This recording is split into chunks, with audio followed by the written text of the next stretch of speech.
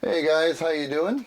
It's good to be with you once again, showing you some latest vinyl finds. Not a lot this time around, just a few records, but I did want to show them to you. So yeah, coming to you from frozen California. I hope it's warm where you guys are, because it's not very warm here. It's been cold, and let's just say I can't wait for spring because I'm so done with winter. But I'm sure I'm not the only one. All right, let's show some records, shall we? This is from Rush. And this is the anniversary, I think it's the 40th anniversary, box set for Permanent Waves. Really cool album there. Look at that. Really cool. Really cool. I'm trying to see if it is actually is 40th, but it doesn't say it anywhere on here.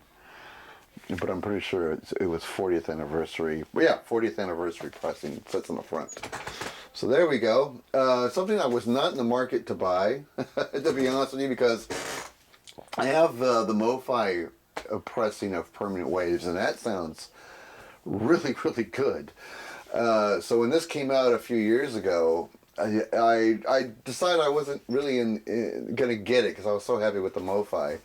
But then in a record store, I found this used. And they were selling it for $40, which is the cheapest I've ever seen it. So, and that kind of changed my opinion on leaving it on the shelf. So I went ahead and pulled the trigger on it, and I've been very happy with this actually. First, we'll just show the album. Here's the album, the remastered album, which sounds so good. I haven't compared it to the MoFi yet. I should do that out of curiosity to see which sounds best, but I'm sure they both sound really, really good. On black vinyl, so nothing special, like a special colored vinyl or anything like that. Just good old black vinyl. But this remastering sounds very good. Real thick sound on the coming out of the speakers, so I'm happy with the remix or remaster, I should say. It's good, so I'm very happy there. This is the original insert that comes with the album. Some good photos of the band. I say it many, many times, and here are the lyrics to the songs on the other side. I say it many, many times. Rest in peace, Neil Peart. Man, do I miss going to Rush concerts. I didn't realize how good I had it going to those concerts, and I'm glad I went to a bunch of them. I went to a lot of them, covering the Presto tour all the way to the R40 tour. I've seen a lot of Rush shows during that span, and they were some of the best shows I've seen ever. So I missed the boys. I miss seeing them. I miss going to Rush shows and being around Rush fans. It was exciting, very exciting. Anyway, it also comes with a live record from various venues, but recorded during their world tour, Permanent Waves World Tour 1980. So there we go. 2 record set for the live record. Live record sounds really good. I love this gatefold. Check this out. That is a nice gatefold. I love it. Reminds me of the shows I used to go to. Oh, how I miss it. There's a great live version of the song Xanadu on here. Now, of course, everybody could just get their Exit Stage Right or Exit Stage Left record and listen to that, because that one's fantastic too. But it's up there with that one. It's up there. 2 record set. I'll just show the labels on one record. I think they're the same. Not much difference. And there's side A, side B. So this is a really cool live record. I love the selection of songs on it. I mean, it is pretty close to Exit Stage Left, but I mean, as far as the track listing, but some good live recordings. I mean, this live recording was a fun listen, a real fun listen. It has Bytor and the Snow Dog on here. That's a pretty rockin' version of it, which medleys into Xanadu, which they do really cleverly. And of course the songs that come off of permanent waves like Spirit Radio, Natural Science, they're here. Passage to Bangkok's on here. The Trees. On side 2, we have Zingus X1 and Zingus X1 Book 2. Basically, those two parts on one side, which really sounds fantastic. Probably my favorite listen on here. Jacob's Ladder sounds good on here too. So, anyway, a really good live record. I absolutely adore it. Like I said, makes me miss going to the shows. And this is the lyric book that came with it, and the book of credits for the remaster and for the original recording. And I won't go through the whole thing, but there's some cool pictures in here. Let me see if I can find like a center piece photo. Well, this is close enough right here. Not exactly a centerpiece, but I love this photo right here. This is a pretty cool photo. And of course, the lyrics to all the songs that are on the Permanent Waves record. Here you go. Here's a centerpiece photo. It's just like the gatefold in the live album. Really cool collection. Any Rush fan, of course, would love this. It's been out for a couple of years, and I'm just my cheap ass is finally getting around to buy it, and it had to be a used copy for me to get it. So I guess I'll wait around for a used copy of moving pictures. Knowing the way I buy vinyl. Anyway, but I'm real happy with it. As it is, the shelf where I have all my Rush records is already packed. I have no idea where I'm going to store this. I got to come up with something because I can't just keep it leaning against the wall and floor. I got records on the floor now. Don't we all? But real happy to have this. Now the headache comes, like, where the hell do I put it on the shelf? Because there's no room. But oh well. Still a great purchase. So glad I got it. All right. Now, back in the early 2000s on the channel VH1, there used to be a TV show called Bands Reunited. And on the show, the host of the show and his crew used to track down members of 80s bands that have broken up and haven't seen each other for like 20 years or whatever. And they track down the original members and get them to agree to reunite, to meet up, and then eventually do a live show in front of their fans. And sometimes they're successful reuniting the band, sometimes they're not. I used to watch that show when it was new, and I recently rediscovered it on YouTube and have been enjoying watching these shows, even though I've seen them before. So watching that show has influenced me in the last couple of weeks to buy a couple of records. And one of the bands that was on the show was The Alarm, and it made me want to get some of their records because they succeeded in reuniting the band The Alarm, original members, and they gave a show for their fans, and it was a cool show. It was a cool episode, so it made me want to buy some of their records. So I did. Declaration from The Alarm is one of the records I bought from them. This is the one I remember the most because it has 68 Guns, and it also has Blaze of Glory.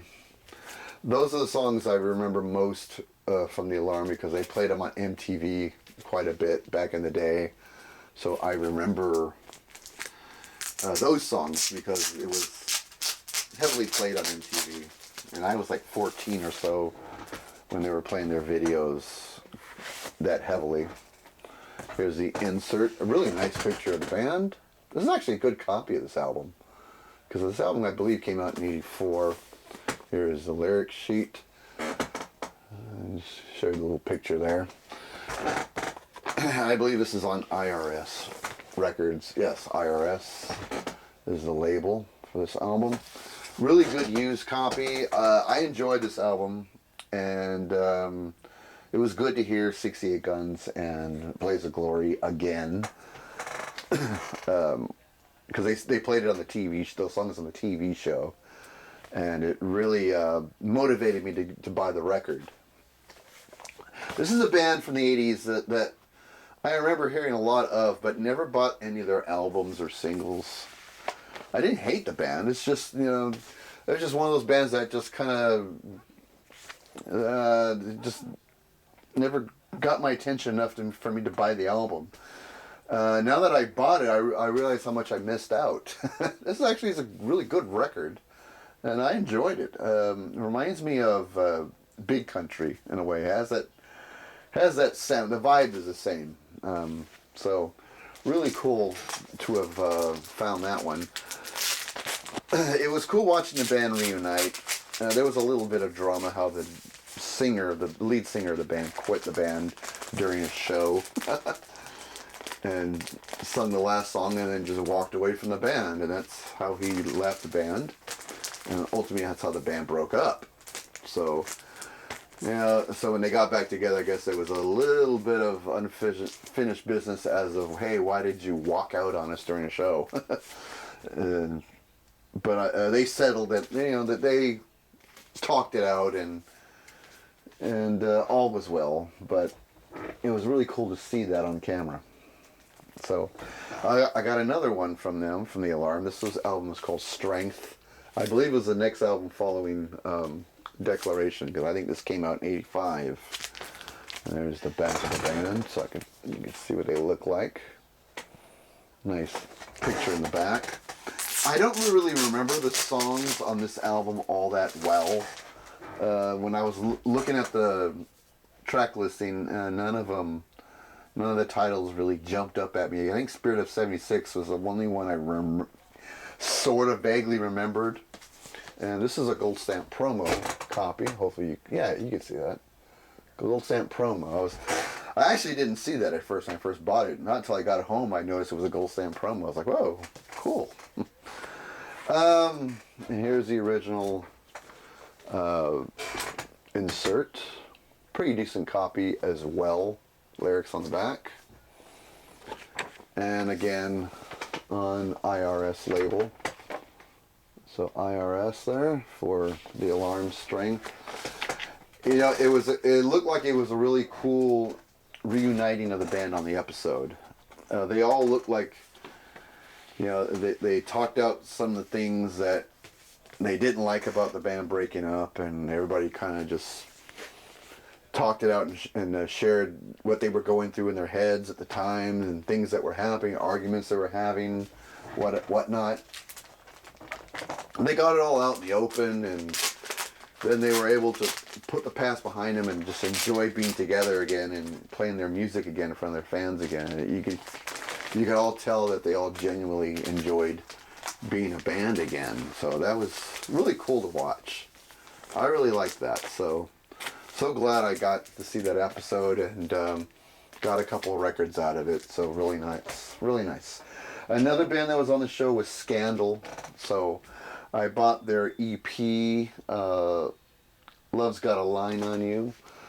I believe that's what the EP is called. There's only a few songs on here. 1, 2, 3, 4, 5 songs on this. I know their big song was The Warrior, which is the album that came after this, but I could never stand that fucking song, The Warrior.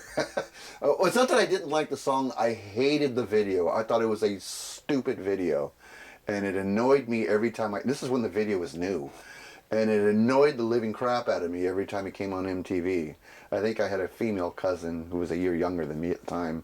She loved it, so if she was around, I couldn't change it because she wanted to watch it. But God, I hated that video. And when I saw the episode of reuniting Scandal, I was very happy to learn that the lead singer, Patti Smythe, she hated the video too and thought it was stupid as hell too. And she said she couldn't stand that video, and she regretted making the music video because the band gave the record label executives total control over them and told them what kind of video they were going to make and what kind of director was going to direct it and what his vision was. And they just had to go along with it, and they just sort of shut up and figured, well, record label guys know what they're talking about, so we'll just follow their orders and end up making a really stupid looking video. And it made me hate the song, actually. I think if I heard the song without watching the lame video, I probably might like the song. But I do like this. Everybody likes the song Goodbye to You. I like it too. That was really, honestly, the only song I knew on here. But the song Love's Got a Line on You is really good. In fact, this whole EP is really good. I should have bought this a long, long time ago because I really dig the whole thing. The whole thing sounds great. No wonder this thing sold a lot.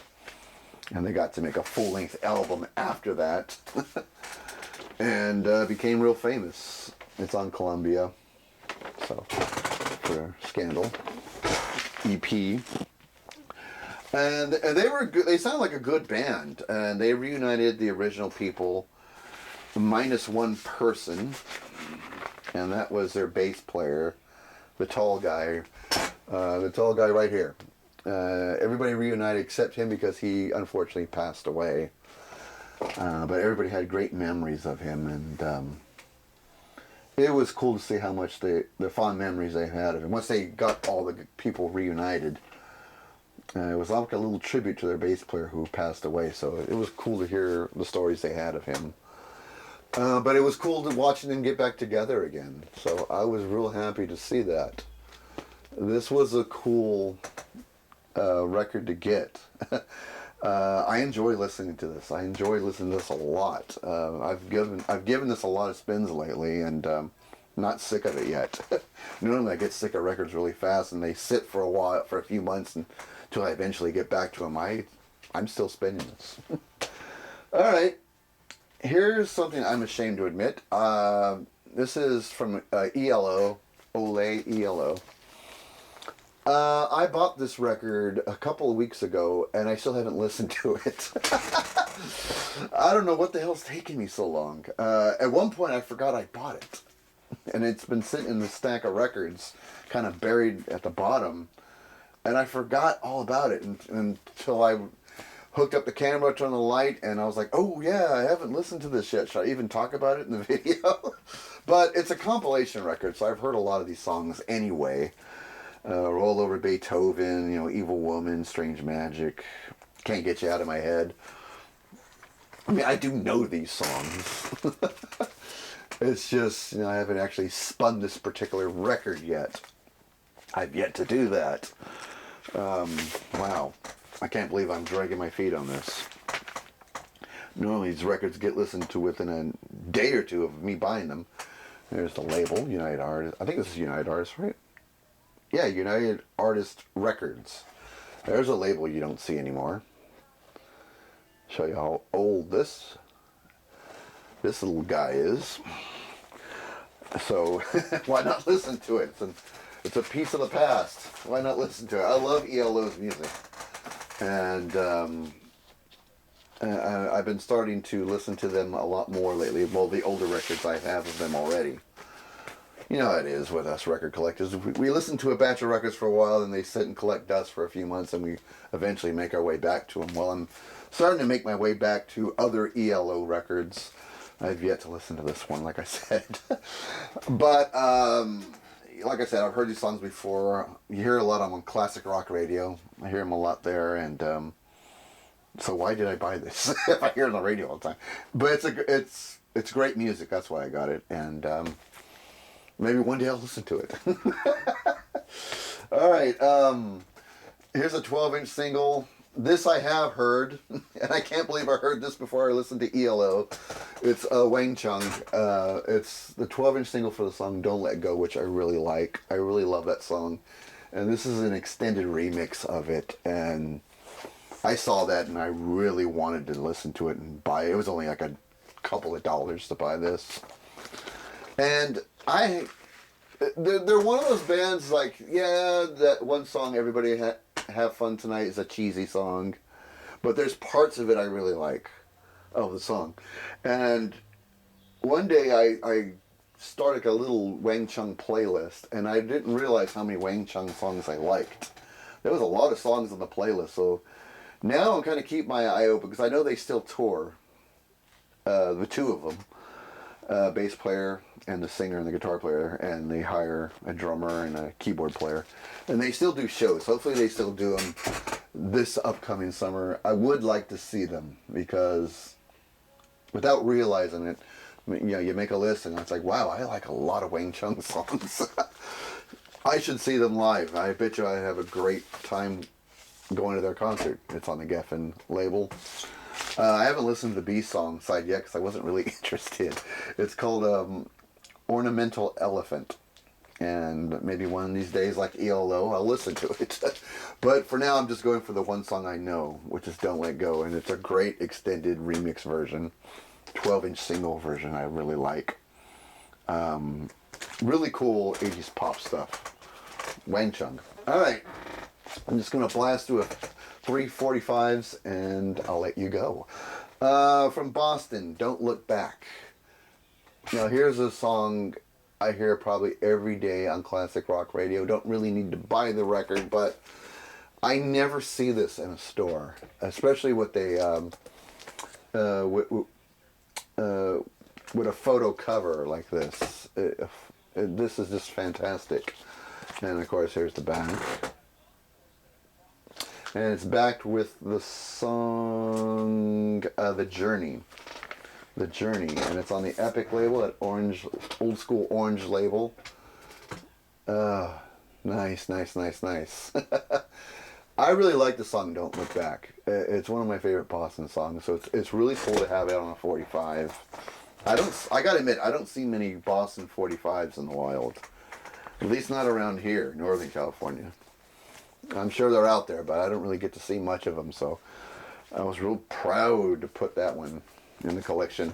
Very happy to put this one in the collection. From the band Triumph, the song Hold On. One of my favorite Triumph songs. Unfortunately, on this copy, it is really heavily edited. They edited it down to 3 minutes. The song originally is 6 minutes long, and they edited it down to 6 minutes. Yeah. And on the B-side, we have the song Just a Game, because these songs are from the album Just a Game. Really love this band Triumph. Recently saw their documentary. I have it on Blu-ray. It's a great documentary. Really good, and it really got me back into the band, so it was really cool to score this 45, especially if one of the songs I like the most. This is that old school RCA label is what it's on. They were such a good band, and you know, I wish they were still touring, but obviously, you know, you get to a certain age, you got to stop. I'm sure that's the case with them. I know Rick Emmett does solo shows, mostly acoustic shows, and does a lot of classical and jazz guitar. He did put out a rock album a few years back, and I wish I could have seen this band live in their heyday, when they were really going. That would have been a great show. I knew I would have loved it. A band that I knew was around, but I don't know, I was just into other bands and just wasn't paying attention to them. And shame on me, because I really missed out. I know if I would have went to a Triumph show, I would have loved it. I do have some of their concert DVDs, and they were a good live band. And they know how to put on a show. This is one I'm really glad I have. It's from the band Erasure, A Little Respect, 45 for that. Another one I don't really see that often. I love this song from Erasure. I love singing along to it. It's one of those fun songs you can sing along to. I dig it so much. This would be a fun band to see live too. That would be an interesting show to go to. There's a label there. And yeah, I have a live album from Erasure, and I have a couple of their albums. They put out really good albums, and their live record that I have, it's like a 3-disc set live record, and it is fantastic. And this song is on there, Little Respect. Such a great song, a classic, and it's, like I said, a fun song to sing along to. If you know, even if you don't know the words, just hum along to it. It's a great song. All right, that's going to do it. A real short and sweet video. I hope you're all good out there. I hope it's warm where you are. Soon it'll be spring. Sun will be shining, and it'll be nice to be outside. For now, turn on the heater, pour yourself a beer, and spin some records. Hopefully, spin this one soon. Anyway, that's going to do it. Please leave me some comments so I can chat with you guys and see how everybody's been. All right, take care. See you in the comments.